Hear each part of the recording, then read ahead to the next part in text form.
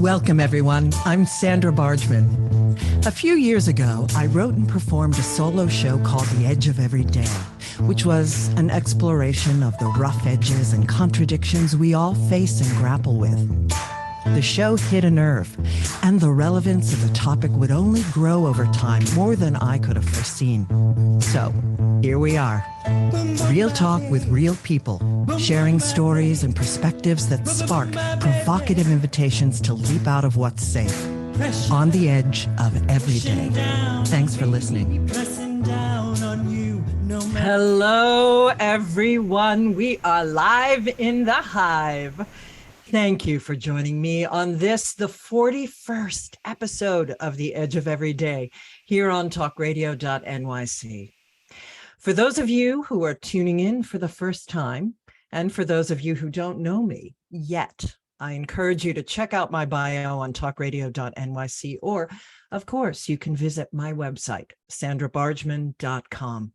And please tune in to any of my previous episodes with my inspiring guests. As all my loyal listeners know, this show is about celebrating triumphs, pushing boundaries, and exploring rough edges. Through conversations and shared stories with friends and colleagues, it's my hope that we can begin to understand our edges. And what I mean by edges is those places where we are fearful, those places where we are resistant to change, those places where paradoxes and contradictions live in our beliefs and in our understandings, both about ourselves and about the world around us. Those places where we don't want to look. Listen, we live in turbulent times, and we are coming to understand that life simply isn't black or white. It must be an embrace of both. And the more we look within, recognize our own edges, and get real about them, the more we can help others to do the same. And that, I fully believe, can help to change the world. So, thanks again for tuning in. And without further ado, it is time for me to introduce our guest this evening. Reverend Dr. Terrlynn Curry Avery, affectionately known as Rev. Dr. TLC, is a licensed psychologist, ordained minister, coach, retreat leader, TEDx speaker, author, and podcast host. She is the creator of Pastology, the cutting-edge field that focuses on the synergy between pastoring and psychology. She holds a PhD from Hofstra University and a Master's of Divinity from Yale University. Rev. Dr. TLC invites people into transformation through the journey of sacred intelligence, tapping into one's internal source in order to make intelligent choices that manifest the good of humanity. She helps leaders discover how their sphere of influence can change the status quo and dismantle racism.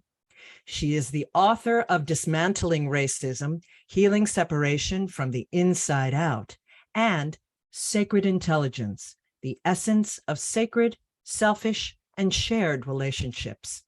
She is the host of Dismantle Racism on TalkRadio.NYC. Rev. Dr. TLC is the pastor of Martin Luther King Jr. Community Presbyterian Church in Springfield, Massachusetts. Hello and a warm welcome, Reverend Dr. TLC. Hello, hello, hello. Thank you so much for having me. Well, thank you so much for coming on. It is such a pleasure to have you. It's been, as I was saying in our pre-chat, it's just been such a joy to do my research on you and to listen in and to read about you and learn from you and begin to desire to purchase all of your books, et cetera, et cetera. Thank you. Yes, totally. So I'd like to start off with how I know my guests, and I don't know Terrlyn personally, but I've known of your podcast, and I've just really been eager to listen in. and have enjoyed what I've listened to thus far. So, Terrlyn, do you like to be called Rev Dr TLC? Let's go with that. That's what you go by on your podcast. I'm going to go with that rather than Terrlyn. So how did you come to, she's got her podcast, as I mentioned, Dismantle Racism, here on TalkRadio.NYC. So how did you find Sam, and how did you come to TalkRadio.NYC and podcasting in general? I mean, I can so understand it as a natural fit for you, given your background in education and your pastoring and your speaking. It, of course, makes sense to me that it's a complete natural fit. But then again, it would make sense for me as an actor, as a natural fit and an interfaith minister, but it wasn't for me. So speak to how you came to this and what was the spark? So I know Sam from an organization that we belong to. And what's really interesting, Sam had asked me about a radio show probably about a year or so before I ever considered. And at the time, I was really focusing on the wounds of religion. And I have all of my work is around sacred intelligence, whether it's manifesting your greatness, it's all under the umbrella of sacred intelligence. And I didn't feel like I had something that I was ready yet to do a radio show on. I had done public access TV before, and that was around sacred intelligence. And I know people loved it. You know, I ran into people on the street who would say, "Oh, I love listening to your show." But I stopped for a bit of doing media, and there's so many other things that we do, you know, and so I was focused on really looking at the wounds of religion. And when George Floyd was murdered, I returned to doing work on dismantling racism. I had done it for years and sort of put it aside in terms of the formality of it. I'm always engaged in racial equity work. Of course you are. Never put it down, but in terms of just the training. So once I really started, you know, getting back out there and talking about it more, Sam said, you know, have you thought about doing a radio show about it? And that way you can broaden your message. Yeah. So I think racial equity is really important. So I started the show probably, actually it's been over a year ago. Wow. So you started just before I did. I started before you did. October. Yeah. Because of course I've heard about yours since I started. Oh, that's so fascinating. Well, and it's just, you have a fantastic show and an amazing presence. And yes, you do weave in of naturally, and of course you do, all of these other understandings and this tapestry of all the work that you do, your background in education, all the different hats that you've worn and pulled together to form this incredible tapestry. So this is a great segue into the question that I want to next ask you is, you know, so many of my guests like you, like me, have had these very rich and seemingly varied careers and twists and turns, and they continue to synthesize the work in really unique ways and synthesize the identities. And it all comes together into this one track, this one vision. And it speaks so much about exploring rough edges and pushing, expanding our boundaries. But those identities, those are all interesting things. So this was a question that was asked of me recently, and I was so fascinated by it. I want to ask you, what identity or identities do you lead with in your day-to-day life? Well, first and foremost, I lead with being a soul being and being called to a higher purpose. Amen. That I understand that I don't exist in this world, just me, that we're all connected, right? And so I lead from that place of having grown up all my life with an understanding of God in my life and how God calls us Yes. And that we each have a purpose, and it may be different, but God calls us. And even if it's in the same area, it's something different. So I lead with that because that's the family that I grew up in. Okay. We were not fundamentalists by any stretch of the imagination, and we didn't define ourselves as born again folks in the sense of born again Christians. But I grew up Presbyterian in a predominantly African American community. It was very tight knit in the South. Church was a critical part of my upbringing. So when I do this work, whatever work that I do, it begins from this place of knowing that I am a part of a bigger universe and that I am created from divineness, which is what I talk about with sacred intelligence. So I start all of my work from that place. And then secondly, I would say growing up as an African American, I saw the disparities that existed. And I also grew up knowing how rich my heritage is. And I love who I am as a person presenting as a Black woman in this world. I love that. And I always seek to have justice in the world and equity in the world. So for me, I love that you talked about all my different hats that I wear, because everything that I've ever done, there's always been this lens of race. So that even when I'm looking at things like education and I'm teaching my classes, I can be at the college where I would teach, and I'm teaching a group of white kids, but I was always going to infuse race in there to help students who had never even gone to school with a Black person, to understand how race shows up. So in everything I've done, I've just infused it in there because I think it's important so that we can understand one another. Oh my goodness. Well, and there's so much I want to dive into here. It sounds like you had such a healthy relationship to spirit as a child, as I did. And, while my parents, I was also raised Presbyterian, my parents, we did not have a big church life. We were very involved, and I had a time in the church, but it was through the music and the ritual that I was very attracted to it. It doesn't sound like we have a minute to break. It doesn't. So let's just begin well, actually, you know what? I'm going to say, Dylan, let's take us to break, please, because the question that I've got, I can't ask Reverend Dr. TLC to do 1 minute on it. It's too big.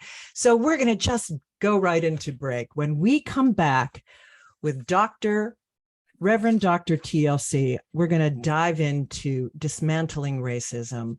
And did you have any kind of woundedness, which is in your religious upbringing, which is another portion of the work that you do in the world? When we come back on the Edge of Every Day, stay tuned. Are you a business owner? Do you want to be a business owner? Do you work with business owners? Hi, I'm Stephen Fry, your small and medium-sized business or SMB guy, and I'm the host of the new show, Always Friday. While I love to have fun on my show, we take those Friday feelings of freedom and clarity to discuss popular topics on the minds of SMBs today. Please join me and my various special guests on Friday at 11 a.m. on TalkRadio.NYC. Are you a conscious co-creator? Are you on a quest to raise your vibration and your consciousness? I'm Sam Leibowitz, your conscious consultant, and on my show, The Conscious Consultant Hour, Awakening Humanity, we will touch upon all these topics and more. Listen live at our new time on Thursdays at 12 noon Eastern Time. That's The Conscious Consultant Hour, Awakening Humanity, Thursdays, 12 noon on TalkRadio.NYC.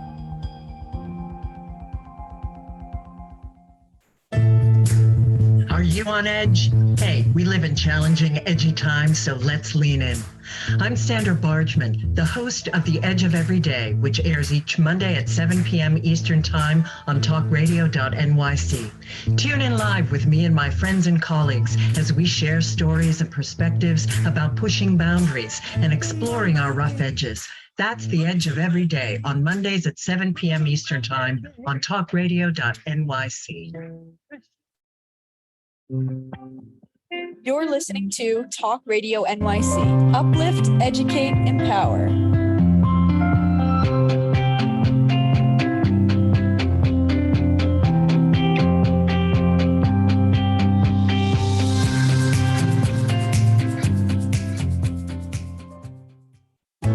Chipping around, kick my brain to the ground. These are the days it never rains, but it pours on the edge of every day. And we are back on the edge of every day with Reverend Dr. TLC. You know what? I'm gonna hold off on the woundedness, and we're gonna get into that when we speak more about your sacred intelligence, and I love that phrase. So the intersectionality of your work, which I again, just incredible to read about, and all of the offerings that you do around this.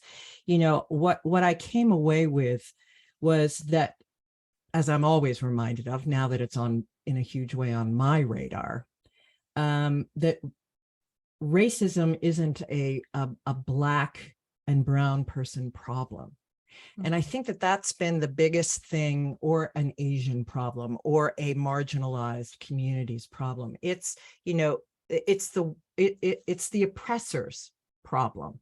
It is, they need to be doing the work in addition to everyone else. This is not to say that everyone else isn't to do their work, but it comes back to sacred intelligence and this understanding all the ills of the world being this separation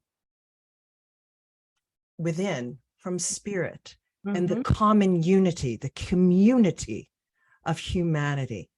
Can you speak to that? And when you started to move into very clearly wanting to speak overtly about dismantling racism?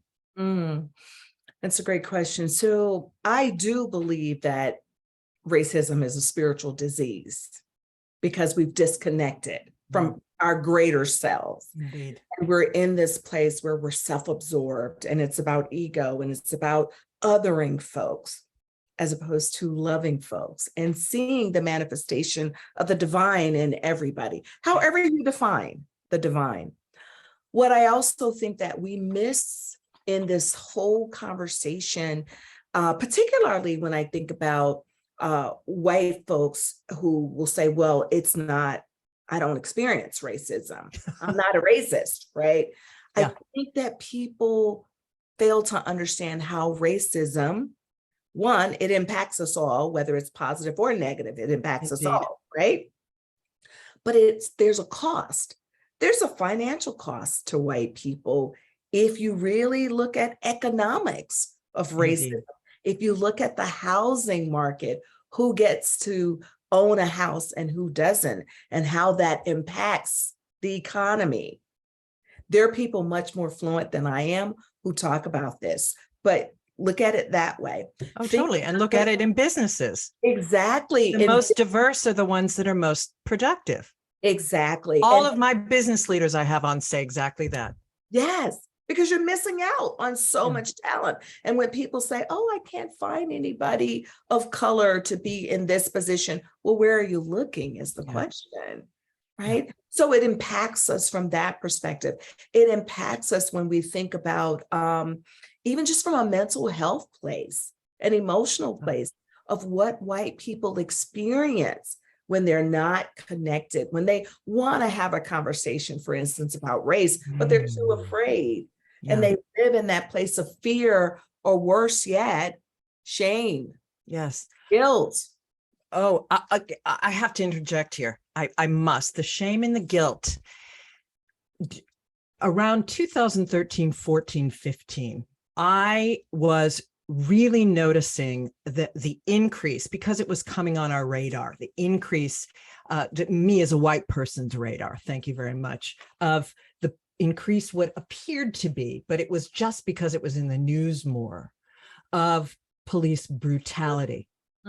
And I was noticing it in the news, all over my Facebook, all of my whole entire social media, and people getting into rages and fighting about this, and the white people taking offense at all of it, which it was exploded my mind for so many reasons, about what bubble I lived in, what New York City bubble I lived in, what white person's bubble I lived in, etc. But I was shocked at the taking of offense, and hearing you say the shame and the guilt, and the connection of that with shame and guilt, and resistance to learning about all of this, and admitting white privilege. Well, and so all of that, right? And that's the cost. That really is the cost.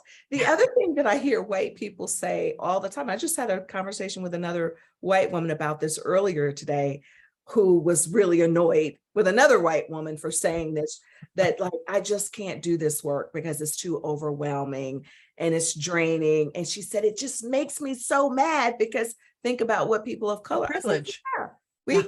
We live it. Yes, right? you get to walk away from it, white person. But I think that even with that walking away, because once you've been awakened, when you walk away, it's still going to eat at you to close it off. We can't wait for another George Floyd, because like you said, in 2013, 14, 15, actually in 2008, 2009, when President Obama came in, it started then. I mean, of course it did. It had to all the way back. Look at Trayvon Martin and all of that. And so here's the thing: it was happening, and then all of a sudden, when George Floyd was murdered, people were like, "Oh my gosh!" But I think people paid more attention to it for two reasons. One, because we were in the midst of COVID, and we needed something else, really, from a psychological place, something else to focus our attention on, right? And people wanted to get out. Yeah. But the second thing is, it was so heinous. Yeah. And people couldn't justify it. See, I have had white people say to me, well, why didn't the police, when the police shoot someone at a stop, well, why didn't they just do what the police told them to do? Oh my. I'm like, are you kidding? But we can watch that. We can watch that on video now. They did do. Right. Every single thing that they were asked. Right. Well, one woman said it to me when the man was walking like this and got shot in the back. I said, did you see them shoot him in the back? So this is it. This is what I'm talking about waking up and deciding that you're going to live on the edge, because this is hard work, but it's necessary work. If we are going to heal our own souls, and if we're going to heal this world, we have to be willing to go to the edge. Indeed. And sometimes we might have to step over the edge just a little bit. Just go right over, just fall right over, and expect that the wisdom and the knowledge and the growth will meet us. Yes. And the mentoring and the expansion will meet us. You know, can I just say one other quick thing? So when George Floyd was murdered, I saw a lot of white people in turmoil, angry, crying, couldn't believe that this was happening. Whereas, and they would come to me and say, oh my gosh, if I'm feeling this way, you must be feeling blah, blah, blah. I said, I didn't just wake up Black today. I've always known this. None of this surprises me. But was I saddened by it? Of course. But here's what I want to say. If people come to the edge and they do this work every day, then when something like George Floyd happens again, the emotions that one experiences are very different. The intensity is different. And you're not reactive. You simply go into responding. So for those people who saw what happened to George Floyd, and I never watched the video, by the way, but for the people who saw it and they kept watching it over and over and over again, they would be so intense that they worked so hard that they got burnt out. Yeah. What I ask people to do in this work on dismantling racism is be consistent and steady in your commitment so that when something happens, you know how to move within the flow of that. You've already prepared yourself psychologically and emotionally, and you have your community of support. Right. That's indeed. Well, totally. I think, and to some extent, I would put myself in this category. It's for those, and I'll speak as I'm a part of that bubble. For those of us that were in that bubble, that knew of, that were not completely unaware to all of these things, but did not, for whatever reason, did not understand the extent of it. I think all of the things that you already knew, the people waking up to it, and then George Floyd, I mean, it really, I did also see a lot of white people go rageful. And I think it was necessary. For those of us who were in the bubble, like the childish, rageful reaction, because it is a lot of overwhelm, and it is a lot of how have I been unaware of this? How have I contributed to this? So all of those questions exploding within to, and that's what I want my listeners to understand, is to get with those contradictions, to get to explore that edge, and to stay present to that awkwardness, and be willing to ask seemingly stupid questions and seemingly obvious questions, and to understand that, you are going to make mistakes, but to listen, to stop, and to listen to the people of color, learn, listen, learn, really lean into this in a way that you've never done before. I just want to say, I totally agree with you there. There is a place for anger. And actually, I began my book by talking about that anger, because there's effective and righteous anger. Yes. Righteous indignation. So yes, I totally agree with you. And how to channel that. Yes. So that's my point in this, that if we engage in this work on a consistent basis, we'll know how to challenge that, channel that anger. But I also know, and we can look at the research now, that if we don't wake up and if we don't do the work, when something else happens, we go back into this intense way of doing things, and then we burn out. So what we see when we look at the research is that there was this really big charge that people wanted to talk about race, and now it's dipped. Interesting. And now everyone just went, oh my God, I'm exhausted. And yeah, and because you're allowed to be exhausted. Oh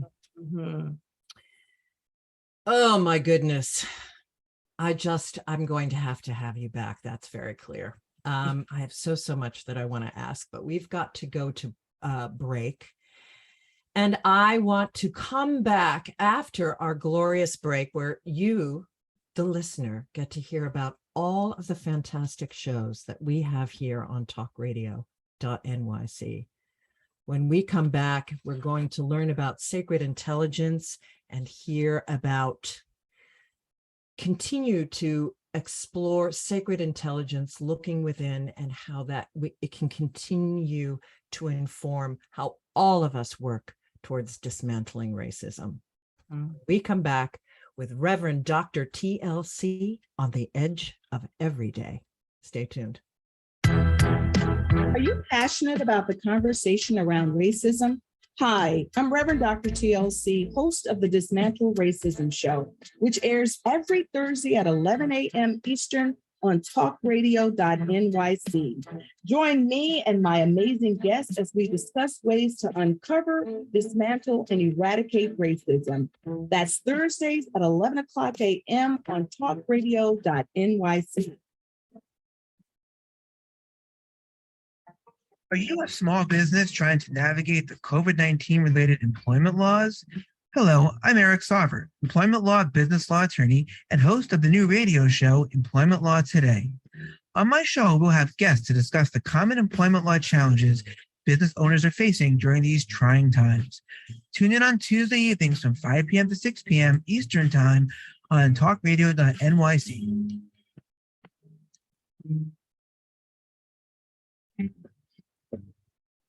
Hey everybody, it's Tommy D, the nonprofit sector connector, coming at you from my attic. Each week here on TalkRadio.NYC, I host a program, Philanthropy in Focus. Nonprofits impact us each and every day, and it's my focus to help them amplify their message and tell their story. Listen each week at 10 a.m. Eastern Standard Time until 11 a.m. Eastern Standard Time, right here on TalkRadio.NYC. You're listening to Talk Radio NYC at www.talkradio.nyc. Now broadcasting 24 hours a day.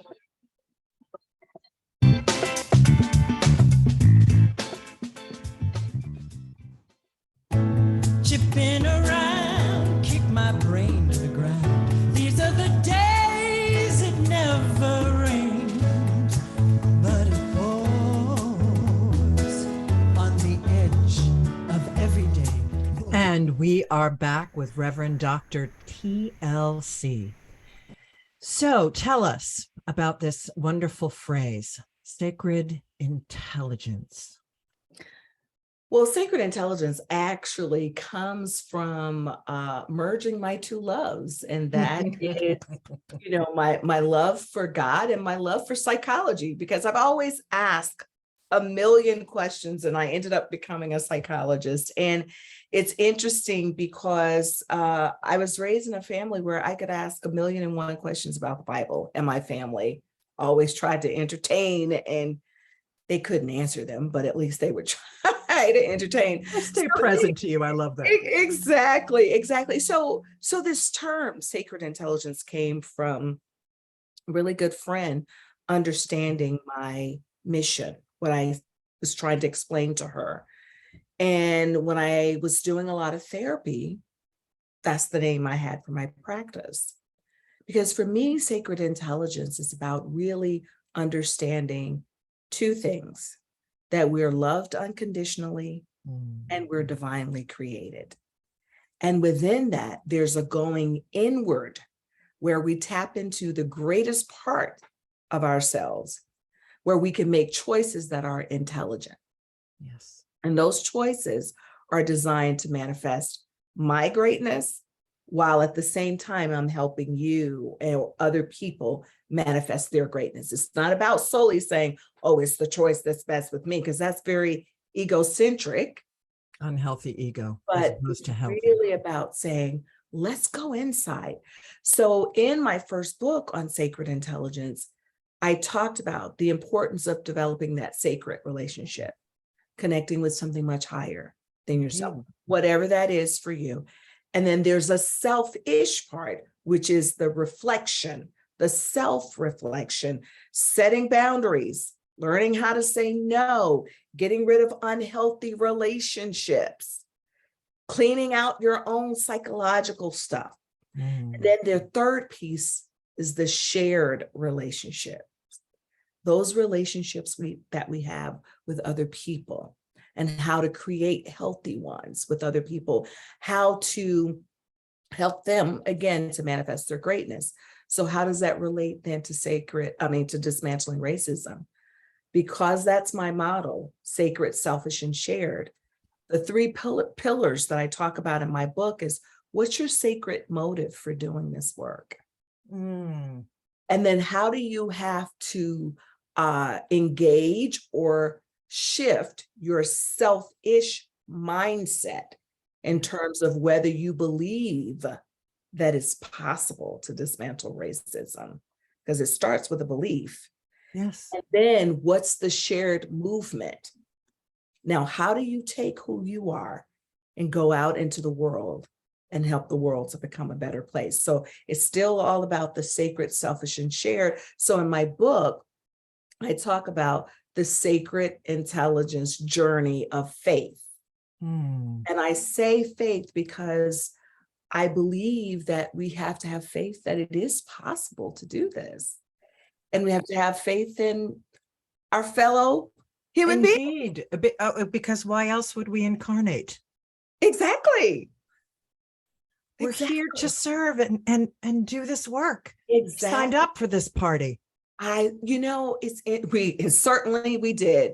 And that's one of the things I say in the book. I'm like, you're in the right place at the right time. You're the right body, the right socioeconomic status, all of it. You chose to be here. Not everybody can handle that. That's understood.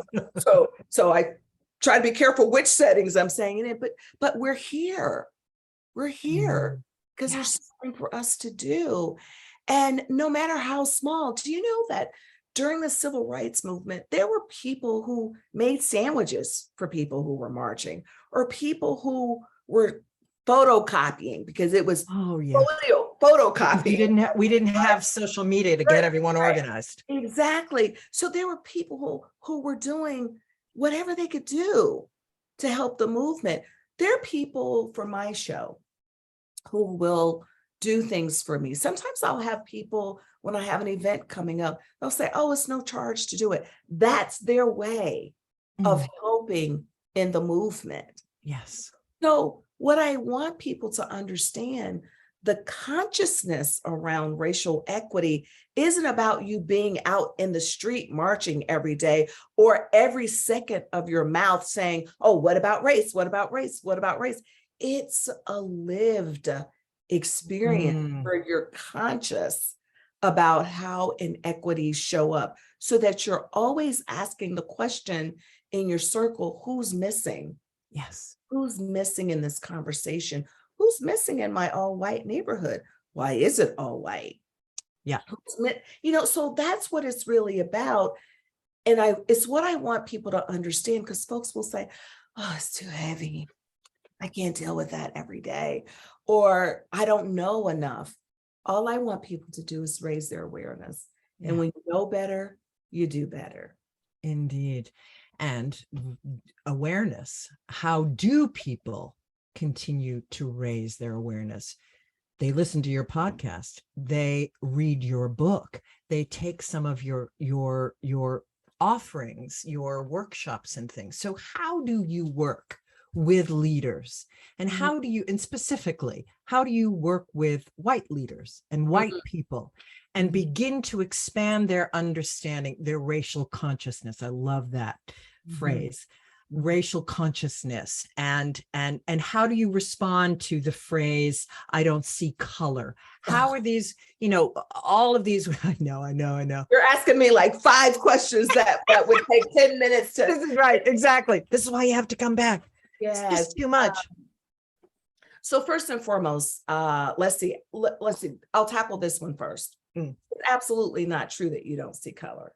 Of course. How could you not see that I'm a Black woman? So to say that you don't see color is not true. What people actually mean is that I am not treating you differently based on your color, or at least they don't think they are. They don't think, because we have a bias. So there's a lot that I could talk about in there, but really to tell me that you don't see color denies who I am. Of course. That that you think that I need to just blend into what is the standard that's really been based on whiteness, right? And when you say I don't see color, it's not really about honoring me and my differences. And so it's not spirit-filled. It's not. And so I hope your listeners will take that out of their vocabulary. Indeed. Because then you don't want to even know about me. Yeah. And that's why when I show up, if I speak differently, or if I dress differently, or wear my hair differently, you won't take the time to understand that some things are cultural. Yeah. And I'm honoring my culture by doing that. Or if, for instance, you won't know that when I walk into a room and I see a Black person that I know, and maybe sometimes someone that I don't know. My tendency, I don't care if it's professional or not, we hug because that's a part of culture. But if the expectation is I don't see color, you might expect me to, come in and, I don't know, be a bit more reserved or something like that. Even though I have to say most of my friends, white friends, whoever is my friend, they know we're hugging and they're hugging too. So it doesn't matter. You got the memo. I'm just using that as an example. Yes, of course. But how do I work with folks? So there's several ways. I do one-on-one coaching with people, try to work with them through whatever their fears, whatever their unconsciousness is around race, and try to help people to see how is that showing up in your company, even with the best of intentions. Yes. How is it showing up? What I do in my groups, I actually go through, like I have a 6-week course where we take a look at what's the cost of racism, how to get over your fear of getting it right, because that's really, really a big I would thing. think that that's at the top of the list. Oh my goodness, it really is. It really is, because people are so afraid that they're going to say the wrong thing, and guess what? You are. Yeah, exactly. But you have been forever. Exactly. Thank you. Yeah. And so, here's the deal. You've just come out of the closet and said, I want to change this. And so while I stumble through and learn, you're going to hold me. Yeah. But it goes back though to, yes, you have been saying the wrong thing. And then people have just been silent about it. But Bingo. Now that you've become awakened to it, the embarrassment factor. Yes, exactly. The mirror. And so what I want to just say is you've got to move beyond the shame. So in the programs that I have, I try to create that safe space where people can ask questions. And sometimes we laugh together. I would hope so. I try. I mean, I love laughing, and I'll say, that was a silly question or something like that. But it's because I set the stage for that, where people can feel if it's safe. And we don't yes, and we don't judge each other. And whatever we say in the confines of that group is in that group. And like in October, at the end of October, I'm doing like a 2-day retreat that's a full immersion of taking a look at my book, but going into, let's do the inner work. Yeah. What does it take for you to do this work? So it moves beyond just do A, B, C, and D, because often white people will say to me, can you just tell me what to do? No, I can't. I have a class that I teach, do this, not that. And so we break down, what does that mean? Some things you just have to learn. Oh my goodness. Oh, so much in there. So much in there. Well, we are a minute to break, so I'm just going to move forward into the break. And when we come back, I want to speak with you about something that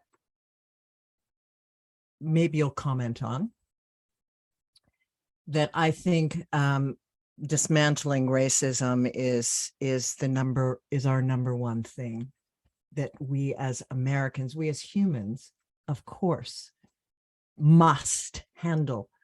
But here in the United States, thinking about democracy, I think racism is inextricably linked to democracy, because you cannot have a democracy without an attention to diversity and attention to equity, attention to equality.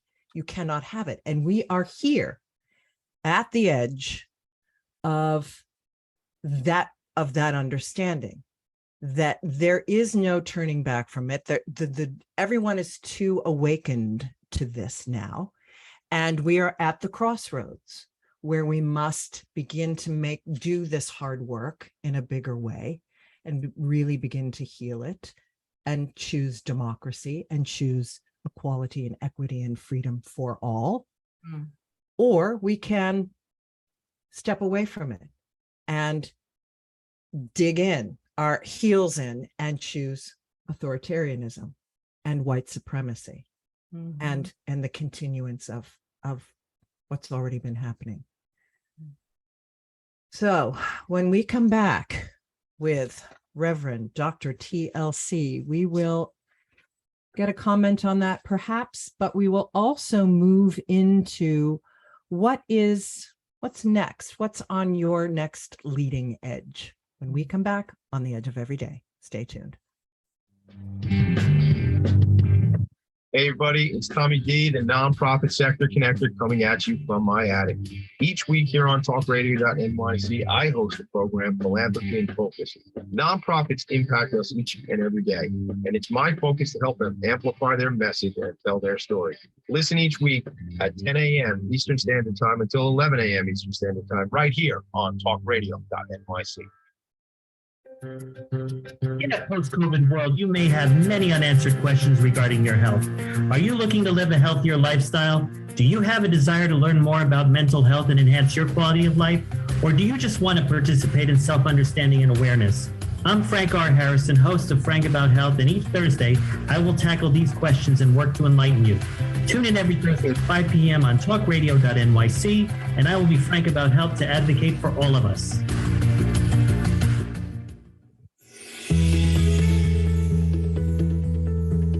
Calling all pet lovers. Pet Avengers, assemble! On the Professionals and Animal Lovers show, we believe the bond between animal lovers is incredibly strong. It mirrors that bond between pets and their owners. Through this program, we come together to learn, educate, and advocate.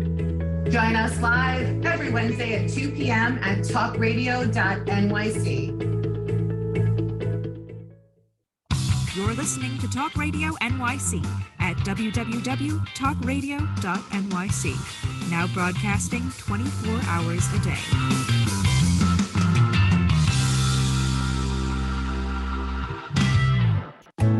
Chipping around, kick my brain to the ground. These are the days it never rains, but it pours on the edge of every day. And we are back on the Edge of Every Day with Reverend Dr. TLC. So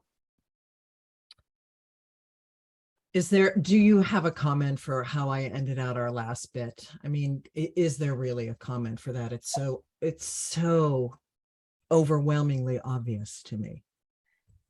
I do have a comment, and it's yes, I agree with you. And I think that what happens is people don't see the ways in which racial equity is tied into a democracy or lack thereof.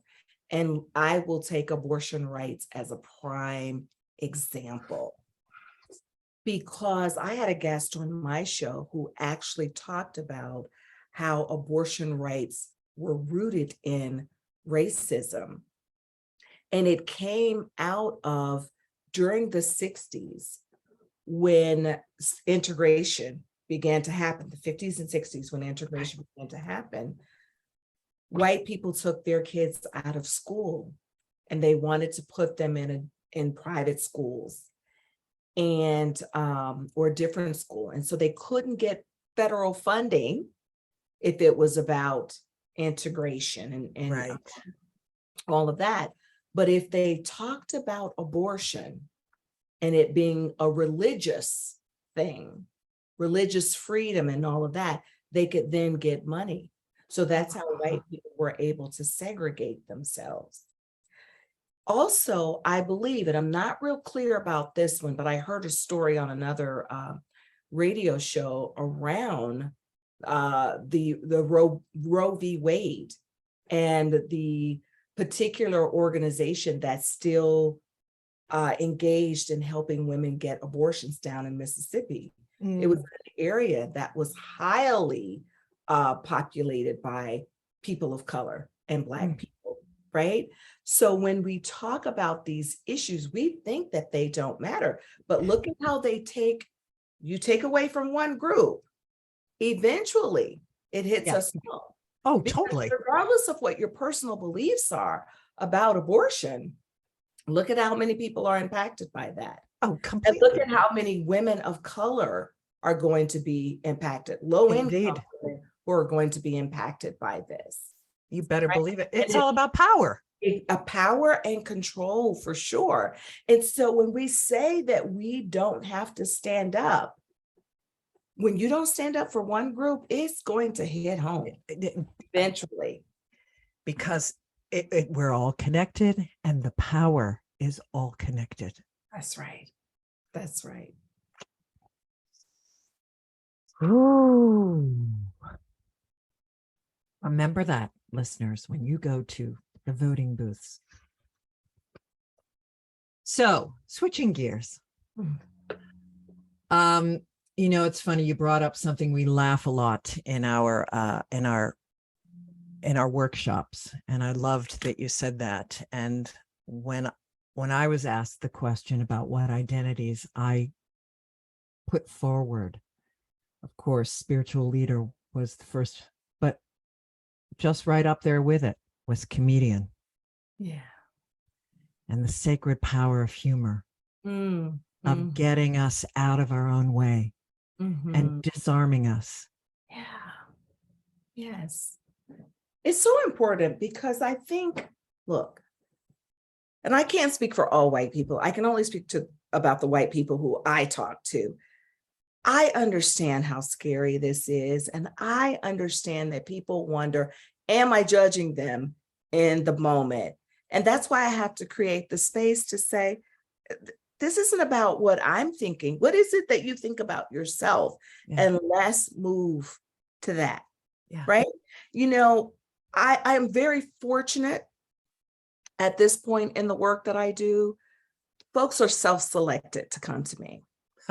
Years ago, when I used to do this work, people were there because they had to be there. And they would sit there like this the whole time. And it was so draining. It was draining for me. People had no idea as a facilitator how emotionally draining this is for people of color. Oh, and when I'm working with people now, because it's self-selected, they know that I can be direct with them because I am also very direct, but I could be direct, but they know it's going to be all from a place of love. And I will say, I'm going to challenge you a little bit to go deeper with this, right? That's the time. I mean, that's real. And that's, why we need to do this work. We have to move past.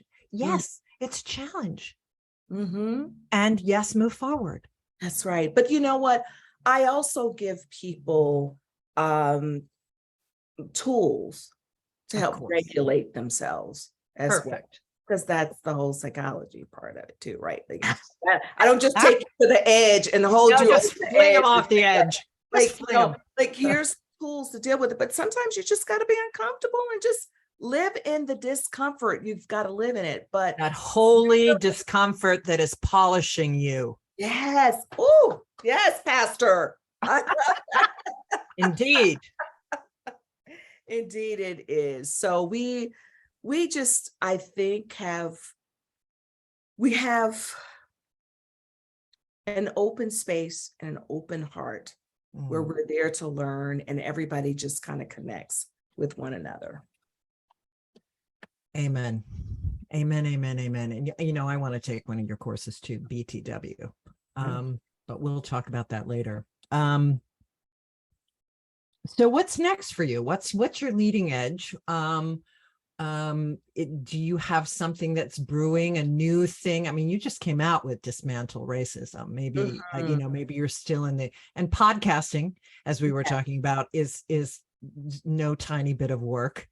So maybe you don't have, you're focusing on putting that forward and doing your work on your podcast. But is there some project that's coming down the pike for you? Well, so I will be doing this for a bit. And so I'm doing a lot of trainings around dismantling racism, but I know we're almost at the close of the show. But one thing that I'm actually working on is the rebuild of my church, which was burned as a result of hate crime. So of course I say that at the last minute. As a psychologist, you never do that.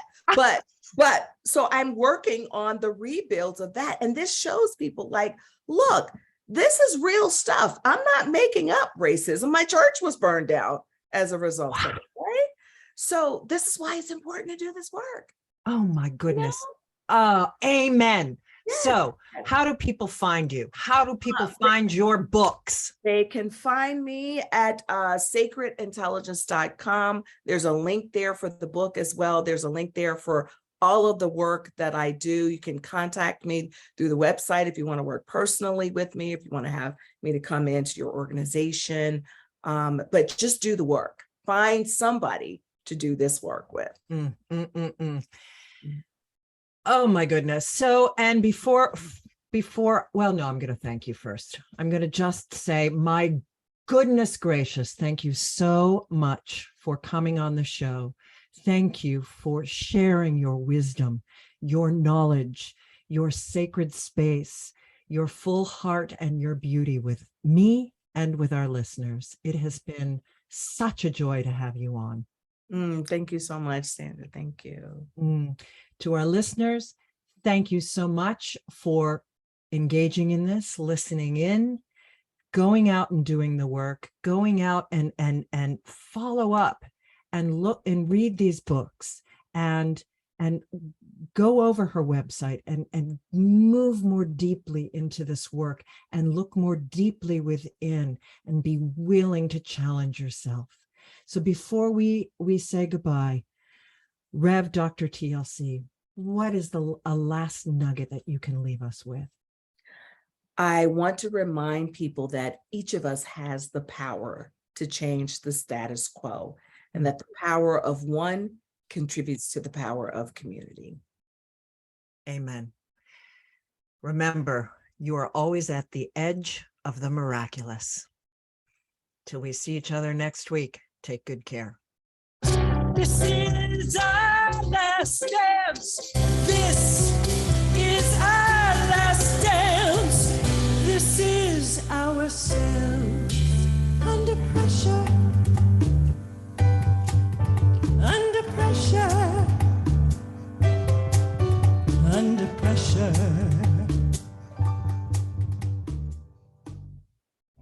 You're listening